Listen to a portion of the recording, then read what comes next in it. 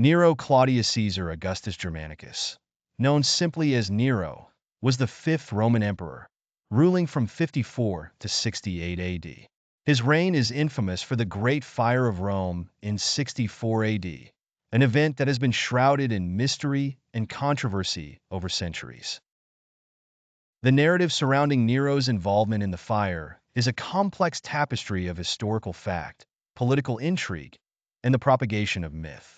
Nero ascended to the throne at the tender age of 16, positioned by his ambitious mother, Agrippina the Younger, who sought power through her son. As an emperor, Nero initially enjoyed the support of the populace, thanks to his efforts to alleviate some of the empire's tax burdens and his patronage of the arts. But as time passed, his governance grew erratic and self-indulgent. The Great Fire of Rome began on the night of July 18, 64 AD, and raged for 6 days. 10 of the city's 14 districts were consumed, with 3 completely destroyed. At the time, Rome was a city of wood and chaos, its structures densely packed and highly flammable. Such a fire was not without precedent, yet the scale and impact of this particular conflagration were unparalleled. In the aftermath, rumors spread like wildfire themselves, fueled by chaos and confusion. Nero, some accounts say, watched the city burn from a safe distance while playing his lyre, a scene that would become emblematic of his rule and a metaphorical accusation of his callousness or even culpability. This imagery, while powerful, has been largely discredited by historians, suggesting instead that it sprang from the political rivalries and biases of the writers who sought to demonize Nero. In response to the devastation, Nero implemented a series of urban renewal projects that transformed the cityscape of Rome.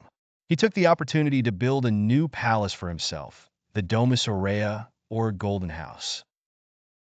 The Domus Aurea was a lavish structure adorned with gold leaf, precious stones, and lavish fountains. While these efforts initially appeared generous, they fueled suspicions that Nero had set the fire deliberately to clear land for his extravagant vision.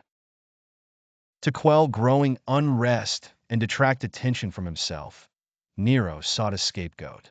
He famously blamed the Christians for the fire, subjecting them to severe persecution.